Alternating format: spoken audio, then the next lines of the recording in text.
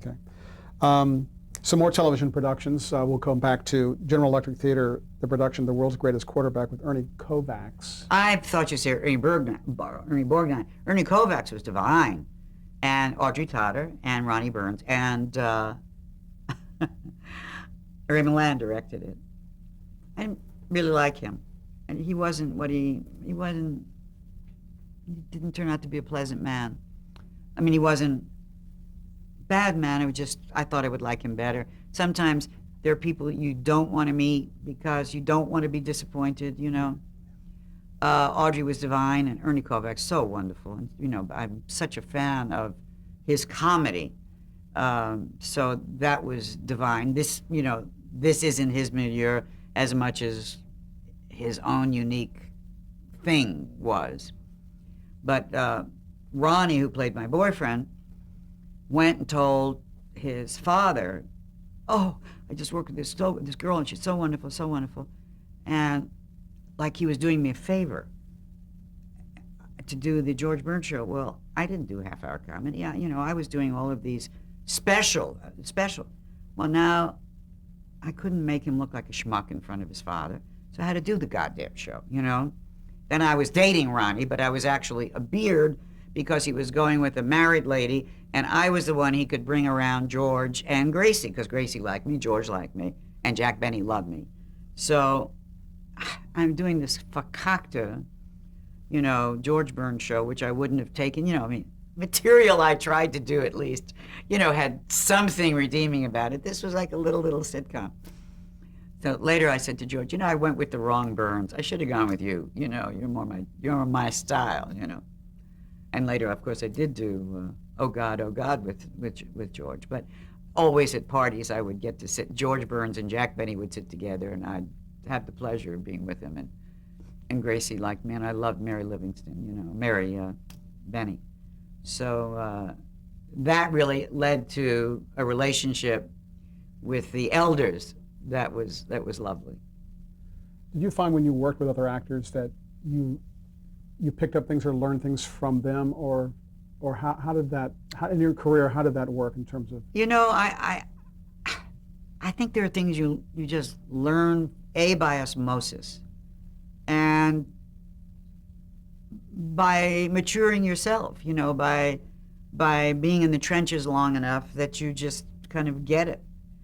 But I was so involved, you know, in the work that it never occurred to me to watch somebody to see what they were doing, because then that would take me out of the moment.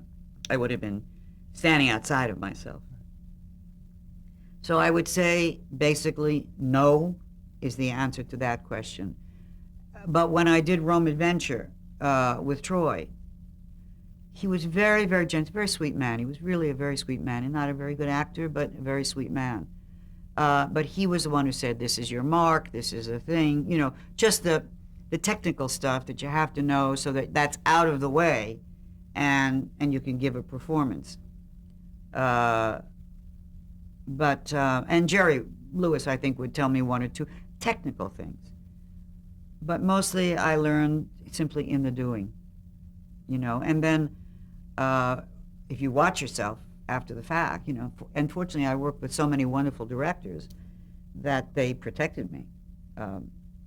But live television, you know, you're out there. And the strange thing is, the best melding of what I have to offer as an actor and the milieu in which to do it, for me, is theater, which is my least favorite thing to do because I have stage fright, which I don't have on sitcoms. It's just different, you know. But I mean, in the theater, I would wake up every morning and go, oh my God, I've got to be on stage tonight at 8 o'clock, and just simply stay focused on what I had to do from 8 o'clock on, and live a life of discipline and fear that I just don't want to do. But because I have a very big voice, and and I'm powerful, you know, and I have a really great range, that the place for me really should have been the theater. But always I've chosen what was right for my life.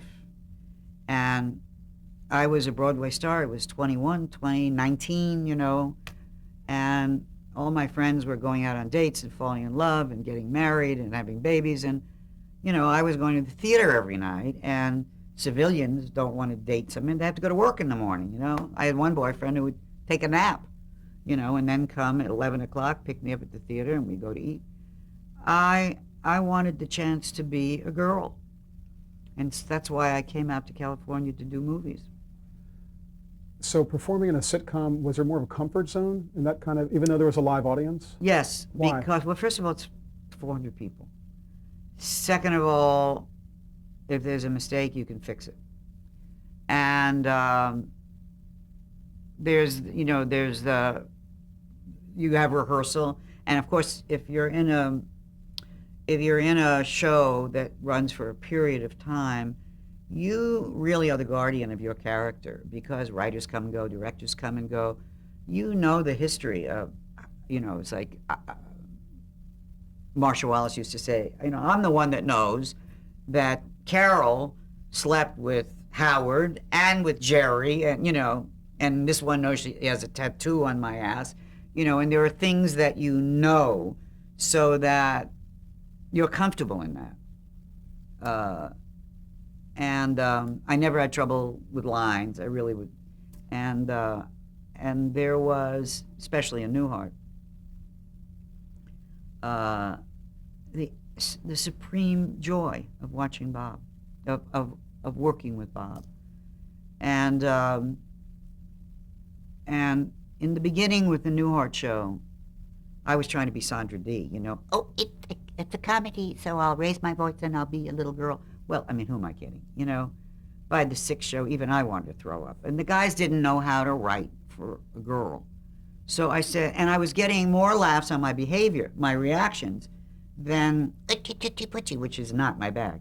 So finally I said, you know, write a guy, I'll make it a girl. Don't worry about it. And then came Emily, you know, by the time the 9th episode or so on and so forth. And, you know, I've often said that we were a very unique couple. It's something that had never been on television at that time. First of all, we were a married couple who loved each other. We did not denigrate each other. We were partners. We were equals. We were smart and both working. There were no children to teach us lessons. I mean, Howard was our child, in effect, you know, our next-door neighbor. And we were obviously sexual, you know, that the love and spilled over into, I'm very demonstrative, so Bob hates that. And he was obliged to endure it, you know, and that became something wonderful about our relationship. And the beauty of good writing and a show that runs for a while is all of those things that in those interactions really become part of the material, you know. And his discomfort with it, and, you know, you might as well have 2 Ginnies, you know, poor Bob. But I'm comfortable there. It's very hard to come into a show that's been on for a while, and then I'm suddenly brought in, you know, for 3 episodes or 6 episodes for an arc or something. And you know, it's like the first day of school. You're still the new kid on the block, no matter how long you've been doing it, you know. And there is that anxiety. But it's not like that curtain going up every night. And I don't know what it is I do to myself. I probably now would be better because I've reached a point in my life where I'm more comfortable with myself and more forgiving. And the last play I did on Broadway, Special Occasions, we had changed so much one night, and we went out and we had just rehearsed like 20 minutes. And, you know, the actor's nightmare, I'm in the wrong place, in the wrong clothes, and you don't know what the hell's coming next, you know. And finally, there was no way. And my leading man, Richard Mulligan, couldn't help me because his character didn't have the information that was needed. So I finally just turned away and strode to the wings and said, "What is the next line?" You know, and fortunately the next line was, "Oh shit," and the audience went, "Yay!" Because I said, "Ladies and gentlemen, I'm in a lot of trouble," and I went to the wings and asked for the next line. I became Jackie Mason after that. Hey, bye bye, bye bye, bye bye. You know, it was like I was doing Vegas. Because Gene Sachs, the director, was furious that I hadn't found a way. But what it did was, it freed me. And I think it may have freed me forever. I don't know. Because I said to Tom, for better or worse, but not for the stage, you know. But I do think now I could wake up in the morning and go, oh, God, I got to be on stage tonight, but not suffer so much. I don't know. One of the notable productions you were in, you took over for Anne Bancroft, I think, and The Miracle Worker. What was that like, first of all, taking over a role that had been established and also working with the child actor, Patty Duke? Well, I also had done Two for the Seesaw. So when they offered me The Miracle Worker, I said to Arthur and, you know, all the people involved, oh, I couldn't do that part. I'm much too fragile. And Arthur Penn said to me, excuse me? Fragile? Don't you have the truck parked outside, you know? But I was a girl. I was a girl, you know, and I'd seen Anne in this play and thought, oh, my God. Oh, my God. And then I thought, you know what? What was I, 21, 22? So I fall on my ass. So what? That's what this journey is about. If you're not willing to fail, then you'll never be great, you know? So I said, if you think I'll try. But unfortunately, Anne had told them that she wanted to take a break before she did the movie. And they said to her, please, we'll never find anybody. There's just you. You're the only one. Ba-ba-da-beep-ba-da-ba, we can't. Ba-bop. And then they came and said, okay, great, you can leave. We got Suzanne Pleshette, and it'll be fine. And the next thing you know, they're ripping her clothes off. They're still warm, and they're putting them on me. Well, Anne was furious. She was shaken. And Patty thought, aha, Patty was 15. I'm going to be the star of the play now, you know. Well, hello. Well, And Anne would come and take her to lunch. And then that night, after they had lunch, Patty would beat the shit out of me, you know. And I said to her, don't provoke me. I said, you know, I have a terrible temper. I mean, it takes a lot to get me there, but if you're going to do that, there's not going to be a set. Because I was there, you know, I was scared. My first performance was the Actors Fund benefit. I hadn't even been on the rotating stage. And we had problems, Patty and me. Then one night, I don't know what happened, I don't remember, but it was a bad night. And something in me snapped, you know, really snapped. You know, like when people lift a car when there are kids underneath it or pick up a refrigerator. You know, she's got her legs wrapped around the chair. This is in the fight scene. And Patty weighed 90 pounds, you know. And I weighed, what, 100, 102? And I grabbed the leg of the chair with one hand. I'm talking to you about insanity. And picked it up in the air, like that with one hand. And put it down, and then put my hands down. She was there in front of me, and I looked right in her face. And I tell you, Helen Keller saw that night, you know. And the stage manager came up to me afterwards. He said, well, thank God that happened, because you've been afraid of hurting her. And now the party's over. You're not going to kill her. You're not going to hurt her. And she knows the boundaries now. You know, I mean, it's about the play. It's not about, you know, you replaced Anne and she didn't get the dressing room. The rest of the cast, excuse me, as most casts are with replacements, were cruel, unloving, except for Bea Richards, who was wonderful. And they came back to re-review the play. Never happens. I got glorious reviews. And they said that there's an interesting difference. Because I was more fragile, you weren't sure whether Annie Sullivan was going to succeed with Helen Keller. And it brought another level to this that nobody had thought about before. And one night, Anne came to the theater to pick up Patty. And she said to me, "Oh, I met a friend of yours today." I said, "Oh, who?" She was doing the Perry Como show. She said, "Mel Brooks." I said, "Oh, you're going to love him." Well, hello. I said, "I didn't mean for you to take me literally, you know." And then afterwards, I'd see Mel and Annie sometimes in Sardi's or something. She'd get up and go to the bathroom, and Mel, who was really a good friend of mine, would come up and say, "You know I love you, but I can't talk to you, you know." Because there was always that little, you know, thing between us, which later in life, you know, was as ridiculous. And when I was trying to get pregnant, Annie was telling me, "Do this, stand on your hands, you know, put a glass of water in your ear and one in his nose," and, you know. And then we were just two ladies trying to, you know, have a kid. And so that's what it became. But as Patty matured, I don't have a relationship with her that she doesn't interest me. We had a personal problem, and, you know. But acting with her was incredible. You know, you can't even say child actress, adult actress. This was the most extraordinary thing I have ever seen. What this child brought to this role every single night, new, fresh, alive, brilliant. Nothing can take that away from my experience with her as two performers, which it's one of the great experiences I had.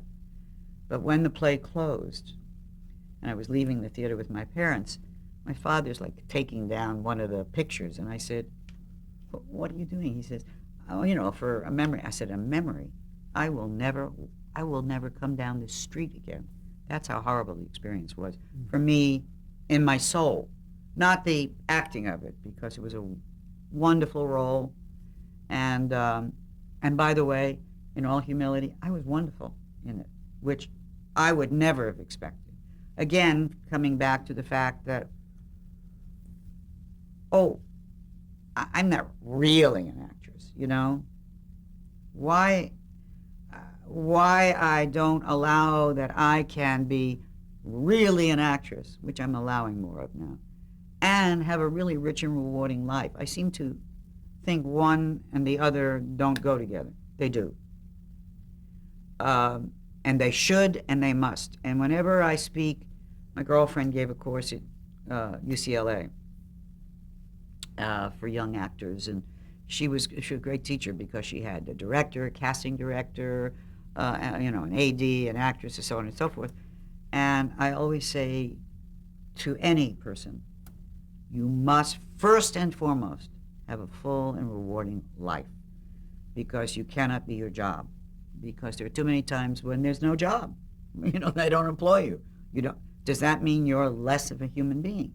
Have a, as you say, hobby or avocation that you love, so that time is filled up, and go out and experience life fully, because otherwise, if all it is about your next job, and you have nothing to bring to the table. You have no life experience. And you've wasted a good chunk of what could be so rewarding. You're not going to be right for every job. You know, so what? So what? That's a great story. I want to touch on one more 50s production before we get into the 60s, and we'll definitely get back to the Bob Newhart show. But what do you remember about Omnibus? Oh, this, you know, Omnibus was, I was in a play then. I don't remember which play. The title I have is Sweet Mystery of Mrs. Murphy. No, I was in a Broadway play I at see. the time. Okay, right. So now you rehearse this, right. You know, during the day. And then it went on the air live on Sunday. Hugh Griffith was in it, and George Grizzard. Wonderful, darling, I love George. But I was only in one scene because it was about a doctor, so they went from one to... And Hugh Griffith was the lech of the century. I mean, so adorable and so terrible, you know. And he would always try and, listen to my heart without the, whatever you call that thing, mostly with his nose and his hand. But he was divine. But now we go on the air, and that night I had tickets for the Actors Fund benefit of 76 Music Man. Music Man. So I finished my scene. Well, you don't stay for a curtain call. I mean, it's so odd. I got a cab. I went home. I'm fixing my makeup. I'm watching the rest of the show at home. And, and the end credits. I mean, it was just, it was bizarre. I mean, here's my day, right? I'm in a Broadway show. I now have done the live television show. And that night, I'm going to the Actors Fund benefit of whatever that play is you just said. And I thought, this is the way it was then. Rehearse during the day down in near Ratner's and do a show. And I remember I was doing something at Studio One or something. Maureen Stapleton and Eli Wallach, who I was working with, were doing For Whom the Bell Tolls with Maria Schell. So we'd all have lunch together and then go back and do our play, and then, live. Now I'm on stage, and this is The Cold Wind and the Warm. And in the scene, Maureen says, "This is your room," and I go off, my character goes off into her room. And Maureen is fluffing pillows, and then she's carrying, and she said, "No, Eli. No, Eli, no, Eli." So she opens the door that I've just gone out of, and she said, is there anything I can help you with? Praying somebody will save her. And I said, no, I was too young, I closed the door. What the hell was I going to do? Eli, running out. He was watching himself on For Whom the Bell Tolls on television, which had been taped earlier or something because they were on the stage. I mean, it was crazy, our lives then. And exciting. It was great. I'll mention some 60s shows that were notable shows, and why don't you tell me your memories. Alfred Hitchcock Presents. Was Hitchcock around? No. But, have you ever seen this Alfred Hitchcock? It stinks. It's Bobby Morse and who's the wonderful character? John McIntyre. John McIntyre, an angel. Bobby Morse was out of his mind. Out of his mind. And I was playing a 14-year-old, which I couldn't play when I was 14. Please, And it was so bad, I think they ran it on Christmas Eve. I mean, hoping that nobody would be home. And when I went up to see Bar Segal for House of Bernard Alba, he said, "I know you. You were in that Hitchcock." He said, "You were so bad, but with such authority." So it's my favorite show. Because it's true. I mean, I tried it. I did it full out, Route 66. Oh, I had great fun on it. I did a lot of them. I used to do one a year, one Route 66 and one Naked City. Paid the rent, fine, And I loved George. I was very friendly with George. And his brother was on the show. Bobby Maharis and George. We were in Butte, Montana. The bathwater came out, rust. And I remember Bobby Maharis going out and buying me bubble bath and a rubber ducky because I wouldn't take a bath. And they finally said, the crew said, bathe, And Jack Martyr was the cameraman on that. And he had a ranch there. So Maharis and I, here these two New York kids, we're running through the field. Oh, the joy of nature, nature, nature. And here's a lovely rock. And I step in the rock, and of course it's a meadow muffin, cow dung. Mm-hmm. We both sunk in up to our ankles. I've never had athletes, but nothing will grow there ever since.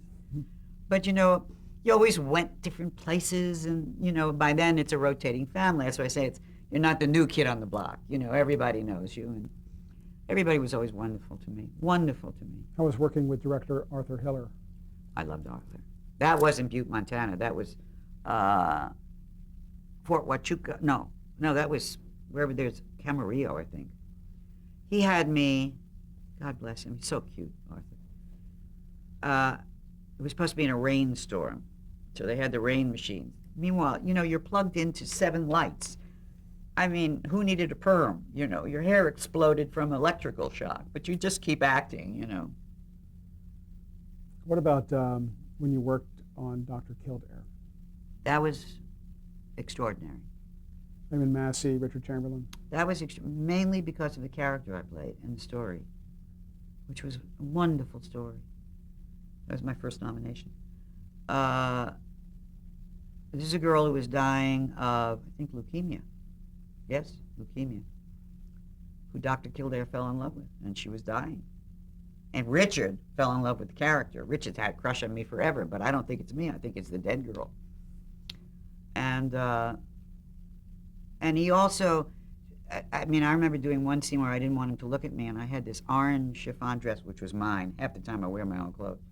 And I asked him to make me a stole of chiffon, and I put it over my head because I didn't want him to, and he's trying to talk to me. It became so interesting. So interesting. It was a wonderful, wonderful character. And I love doing that show. I love Richard. I just love him.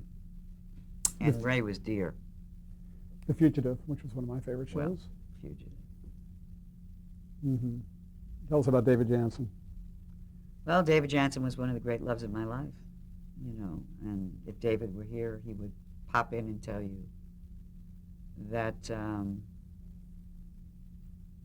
you know, David needed to figure out his own life and his own marriage, and I sent him off to therapy. And I said to David, when you decide what you need to do, because this isn't about you and me, this is about you and Ellie, you know, this is about your life. If you want me, come and get me. If I'm free, lucky you. If not, you blew it. And when he came to get me, I was married to Tommy Gallagher. And he and Tommy became very, very good friends. As a matter of fact, Tommy was a pallbearer at his funeral. And the guys were all at lunch at Mommy's On one day, and he said, the biggest mistake I ever made in my life, then he realized Tommy was there, you know, and he said, I can say it in front of you because you know it. He says, well, I didn't marry Suzanne. And Tommy said, lucky me. And at David's funeral, Angie came to me and she said, if he'd married you, he'd still be alive. And that's possible. That is possible. And Danny, who's his widow, who's a wonderful, fabulous girl, she and Tommy were always great because they knew that David and I had loved each other, had nothing to do with them, and that our love for each other grew out of friendship, you know, and then love, and then friendship again, and loving friends. And if anybody had said, you can't see each other, I don't know, maybe we would have done something stupid. But because they knew that what we had something that didn't take away from what they had, in fact, it enhanced it in many ways, they were very generous about that. And we loved acting together. Did you meet on the set, or did you meet before? No, we knew each other before. Yeah. You did another show, which in its own way had a similar theme of, in The Fugitive, of course, there was a doctor trying to prove to the world he was innocent. The Invaders was about a guy trying to prove to the world they're aliens. What was that experience like working? In fact, let's change tape. We'll come back to The Invaders.